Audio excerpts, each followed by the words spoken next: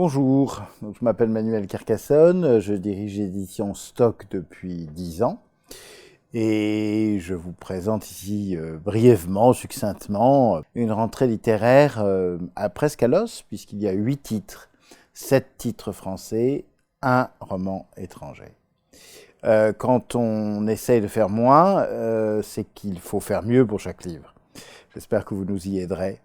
Je commencerai par les inconnus, si j'ose dire, de la rentrée, les 2 premiers romans. Panayotis Pasco, un jeune homme drôle, tragique, mélancolique.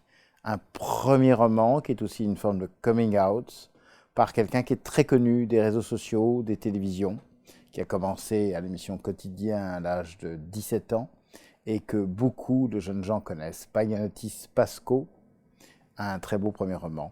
L'autre premier roman, c'est Cécile Pin, moins connue chez nous, puisqu'elle est écrite en anglais, mais elle est franco-vietnamienne, elle parle parfaitement français. C'est l'histoire totalement romancée de ses aïeux, des gens qui viennent du Sud-Vietnam et qui ont fui à bord d'un bateau, à bord d'une embarcation. Que s'est-il passé dans cette embarcation? Que s'est-il passé lors d'une nuit tragique? Et qu'est-ce qui a fait que dans cette nuit tragique, certains ont disparu, certains ont survécu? L'histoire d'une fratrie vietnamienne dans le Londres d'aujourd'hui, mais par un auteur à peine âgé de 30 ans qui manie parfaitement le français puisqu'elle est d'origine française.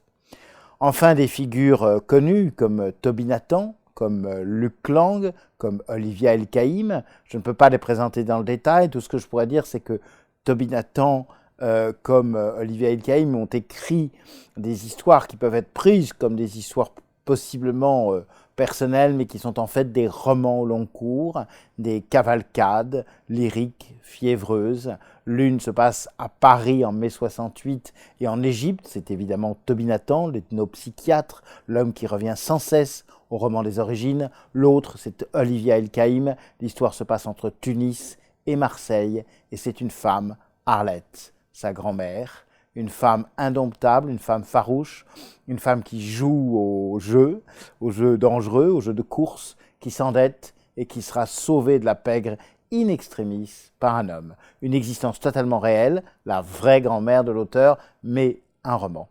Et puis des visages nouveaux, comme Maria Pourchet, comme Dorothée Janin, visages nouveaux qui nous rejoignent.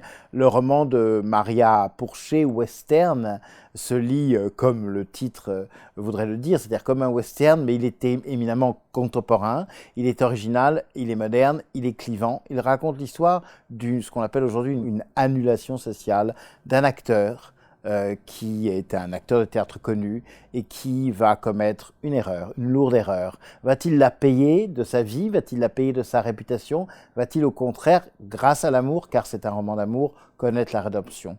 Toujours est-il qu'au début de ce livre, il arrive dans un causse du Quercy, tout à l'ouest de la France. Il y trouve une femme qu'il ne connaît pas et un refuge, une maison.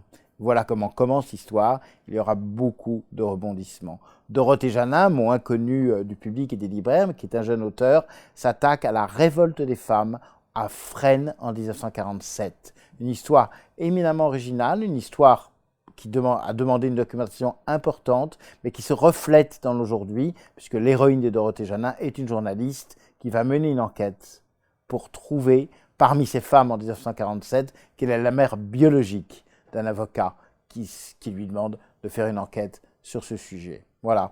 J'espère que je n'ai oublié personne. Si, j'ai oublié Negar Javadi, en plus l'un de mes livres préférés. Negar Javadi, nouveau visage de cette rentrée, avec un livre absolument magnifique qui s'appelle La Dernière Place. La Dernière Place est hélas celle qu'a prise la cousine de l'auteur, l'Iranienne Niloufar, qui va prendre la dernière place dans l'avion du 8 janvier 2020. Cet avion va recevoir 2 projectiles, 2 missiles qui vont être en fait lancés par le gouvernement iranien lui-même. Pendant plusieurs jours va durer un suspense intolérable pour les familles, et ce que raconte Negar dans ce livre magnifique, bouleversant, passionnant, c'est à la fois une histoire personnelle, une histoire d'émotion, une histoire de comment on écrit dans l'exil, mais aussi une forme de leçon géopolitique de ce Moyen-Orient riche, hélas, en bonnes et en mauvaises nouvelles.